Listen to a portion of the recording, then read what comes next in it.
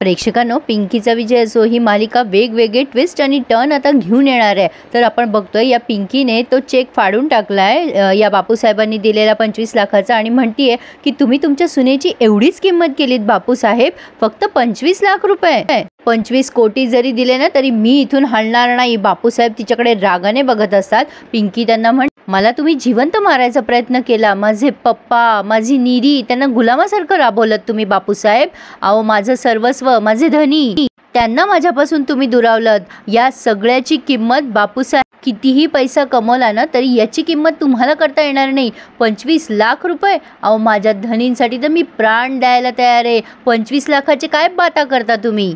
तुम्हाला काय वाटलं इतक्या सहजासहजी मी पैशात विकली जाईल? माझ्या जीवात जीव असेपर्यंत मी इथून हलणार नाही. हा फक्त शब्द नाहीये, हे माझा प्रण आहे. बापूसाहेब पिंकीला धमकवतात आणि म्हणतात दम आहे दम. पाखराच्या पंखात किती दम आहे ना ते पुढे बघूयात. चल, तुला दसऱ्यापर्यंत मुदत देतो. गावकऱ्यांच्या समोर जायचं, तू पिंकी आहेस हे कबूल करायचं आणि त्यांना त्यांची माफी मागायची. तुझ्या केसाला पण धक्का लागणार नाही याचं मी तुला वचन देतो. पण मगाशी मी तुला सांगितलं, गावकऱ्यांना जर कळलं की तू आहेस पिंकी तर तुझा चिंदड्या उडवतील, तुझं नख सुद्धा मिळणार नाही. पण तू टेन्शन घेऊ नकोस, या वेळेला आम्ही गाफील राहणार नाही. तुझं अंतिम क्रियाकर्म युवराज धोंडे पाटलाकडूनच करून घेऊ आम्ही. म्हणजे आधी तर ते पिंकीला असं धमकवतात आणि तुझ्या केसालाही धक्का लावू देणार नाही असंही बोलतात.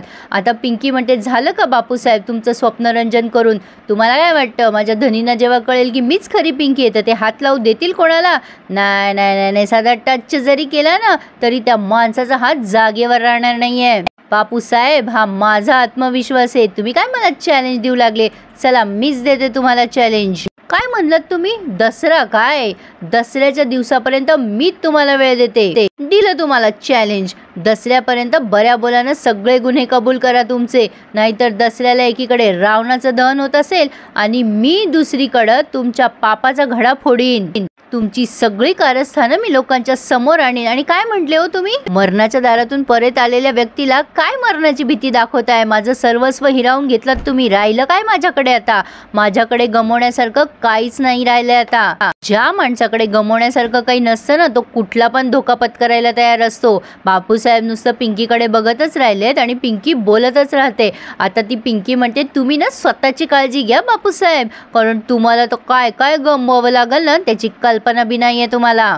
आता मी पिंकी नाहीये, तुमच्या मानेवर लटकणारी धारदार तलवार आहे, लक्षात ठेवायचं बापूसाहेब. उलटी गिनती शुरू करो गजराज धोंडे पाटील. युअर टाइम स्टार्ट नाव. पिंकीने बापूसाहेबांना भारी धमकवलंय आणि निघून गेली. पण प्रेक्षकांनो, आता यापुढे त्यांनी काहीतरी बापूसाहेबांची मुवमेंट दाखवायला हवी होती. पण बापूसाहेब मात्र सकाळी सकाळी काम आहे म्हणून निघून गेलेत. पण इथे भारी दाखवलंय त्यांनी. गजराज म्हणजे हत्तीच्या पाठीवरती वाघ आहे असो. पण आता ही पिंकी बाहेर येते, युवराजला तिथे बघते. युवराज तिला म्हणतो काय हो एवढ्या रात्रीच्या इथे काय करता आहात?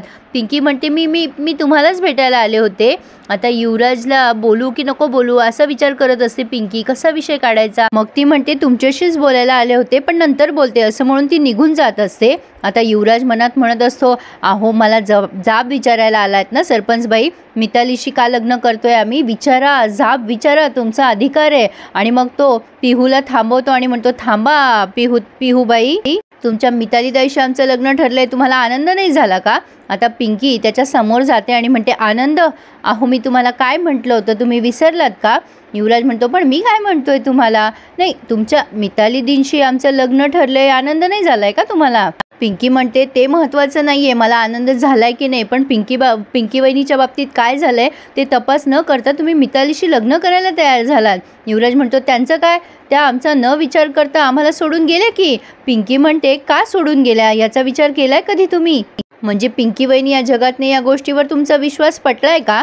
युवराज नुसता हूं करतो. तेव्हा पिंकी म्हणते ते SP आले होते, त्यांनी पुरावे आणले होते, मग त्या दिवशी तुम्ही का विश्वास ठेवला नाही त्यांच्यावर? पिंकी वहिनी गेल्या म्हणून तुम्हाला मागेच म्हणले होते मी, लग्नाचा निर्णय घेण्याच्या आधी पिंकी वहिनीचं नेमकं काय झालं याचा तपास करायला पाहिजे तुम्ही. त्यांच्यावरचं बालंट दूर करायला पाहिजे तुम्ही.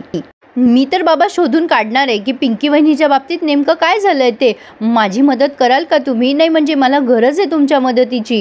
आता युवराज म्हणतो तुम्हाला आमच्या कारभारणीसाठी एवढा का जिव्हाळा आहे हो?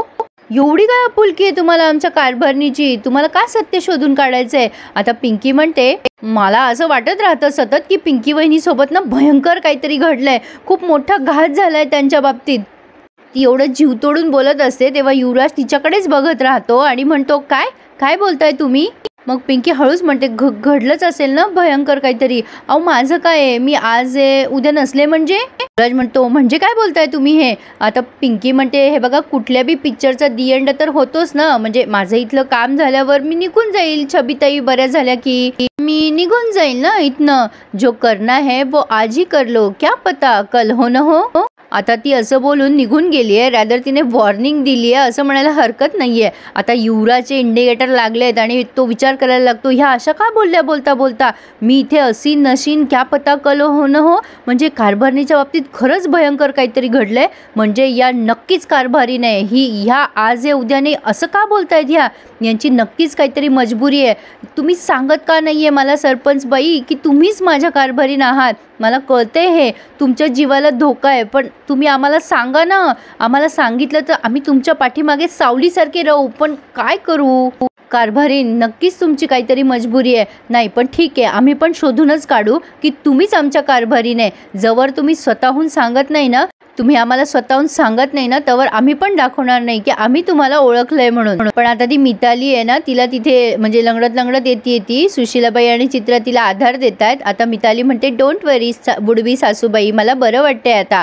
आता सुशीलाबाई म्हणतात, काय ग सपकाळ साहेबांचा काही फोन बिन? मिताली, नाही साखरपुड्याचं काही ठरवलं की नाही? तर ही छबी येते तेवढ्यात आणि ती भारी गंमत करते. ती म्हणते, कोणाचा साखरपुडा ग आई, सांग ना. आता युवराज पण तिथे येऊन बसलाय. आता लगेच या सुशीलाबाई म्हणतात, अगं आपल्या युवराजचा साखरपुडा. युवराज लगेच आश्चर्याने बघतोय सुशीलाबाईंकडे. सुशीलाबाई म्हणतात, अगं युवराजचं लग्न होणार, आपल्या घरात समदा आनंदी आनंद होणार आहे. आता लगेच छबी म्हणते, हा पिहूशी होणार आहे ना युवराजचा साखरपुडा, ये युवराजचा साखरपुडा, युवराजचा साखरपुडा. लगेच आता त्या सुशीलाबाई त्याच्याकडे रागाने बघायला लागतात आणि हे सगळेच एकमेकांच्या तोंडाकडे बघायला लागतात. मग सुशीलाबाई थोड्या वेळ रागाने बघतात आणि म्हणतात, अगं पिहूचा साखरपुडा नाही ग, मिताली सोबत होणार आहे युवराजचा साखरपुडा. आता लगेच ही छबी म्हणते, शी ही मला अजिबात आवडत नाही, मला ती मिताली कशी करत असते नेहमी युवी युवी युवी, असं मला अजिबात नाही आवडत ही मिताली. आता ही म्हणते की मला ना पिहूच आवडते, तू पिहूशी करणार आहे साखरपुडा. अरे ही पिहू आपल्या पिंकीसारखी आहे ना दिसायला आणि वागायला सुद्धा, तू तू पिहूशी साखरपुडा कर. आता सुशीलाबाई खूप चिडतात आणि म्हणतात, ए पोरी, तुला काय सांगितलं होतं मी, हिला खाली आणू नको, चल घेऊन जा हिला वरती. पिंकी म्हणत असते, चला इथून छबिताई. आता लगेच छबी म्हणते, नाही मी इथून नाही जाणार, मी पिहूला प्रॉमिस केलंय की मी इथे बसूनच चहा पिणार आहे, मी नाही जाणार. लगेच चित्रा म्हणते, हा इथेच बसणार आणि इथे बसून गोंधळ घालणार. आई साहेबांनी कसं बसत आहे, मितालीचं युवराजचं लग्न जुळवलंय आणि तुम्ही इथं बसून सगळं मातेर करा छबिताई. आता ही चित्रा चांगली जुळवत असते प्रेक्षकांना सुशीलाबाईंची. आता लगेच ही छबी म्हणते, मी काय वेडी आहे काय गोंधळ घालायला, गप्प बस. आता तेवढ्यात तिथे सपकाळ आलेले आहेत. मग सुशीलाबाई लगेच त्या गोंधळ थांबवतात. या बसा बसा सपकाळ साहेब. सपकाळ साहेब म्हणतात, बापूसाहेब कुठे गेले? सुशीलाबाई म्हणतात, ते सकाळीच त्यांच्या कामासाठी बाहेर गेलेत, तुम्ही बोला ना. आता ते म्हणतात, मी माझ्या मुलीला घ्यायला आलोय. लगेच ही छबी उड्या मारायला लागते, ये आता ही मिताली जाणार. चित्रा म्हणते, अहो मितालीला करमत नाही का इथे? अहो सपकाळ साहेब, आमच्याकडून चूक झाली का? आता लगेच सुशीलाबाई पण म्हणतात, नाही नाही खरंच आमच्याकडून काही चूकच झालेली दिसते. अहो सपकाळ साहेब, मी सांगणारच होते, ती पडली तिला लागलं म्हणून, पण तुम्हाला खरं सांगते, मी तिची आईप्रमाणे काळजी घेतली हो. अहो या पिऊमुळे लागलं हो तिला. बघा राग नका मनात ठेवू, मी माफी मागते तुमची. पण मग मिताली आणि सपकाळ हसायला लागतात आणि मग मिताली म्हणते, चिल सासूबाई चिल, रिलॅक्स. अहो मला डॅड घ्यायला आले, त्याचं रिझन वेगळं आहे, मी डॅडला कालच सांगितलं होतं मला लागलंय म्हणून. चित्रा विचारते, कारण तरी काय आहे? मग सपकाळ म्हणतात, कसं आहे ना, 2च दिवसात साखरपुड्याचा मुहूर्त आहे आणि मग पिंकी आणि युवराज दोघंही एकमेकांकडे बघायला लागतात प्रेक्षकांनो. आता हे सपकाळ म्हणतात, अहो लेकीची पाठवणी तिच्या घरूनच करावी लागेल ना, म्हणजे नवरी मुलगी तिथूनच नटून थटून येणार तिच्या घरून. आता लग्नाच्या तयारीला लागायला हवं असं ते म्हणत असतात. सुशीलाबाई म्हणतात, हा हा हा बरोबर आहे बरोबर आहे. पण आता पुन्हा छबी मध्ये बोलते, आणि म्हणते युवराजचा साखरपुडा तर मितालीशी होणारच नाही आहे, तो तर पिहूशी होणार आहे. मग सपकाळ साहेब म्हणतात हे काय बोलते ही. तर आता सुशीलाबाई म्हणतात अहो सपकाळ साहेब, तिच्या बोलण्याकडे कुठे लक्ष देता तुम्ही, तिच्या डोक्यावर परिणाम झालेला आहे, अजून कुठे बरोबर आहे तिचं डोकं, तुम्ही नका लक्ष देऊ तिच्याकडे. आता छबीला राग येत असतो, छबीचं तेच चाललेलं असतं, पिहू सोबत साखरपुडा होणार आहे. आता सुशीलाबाई चिडतात, म्हणतात छबीताई वर जा बरं, ए पोरी घेऊन जा तिला, घेऊन जा वरती घेऊन जा. आता पिंकी म्हणत असते ऐका माझं छबीताई वर चला. आता सुशीलाबाई छबीला धमकवतात, गपचूप वर जायचं छबीताई, मी काय करन माहिती आहे ना तुम्हाला. आणि मग छबीला वर घेऊन जात असते पिंकी. पण लगेच आता या सुशीलाबाई म्हणतात जा निरीला सांग चहा करायला.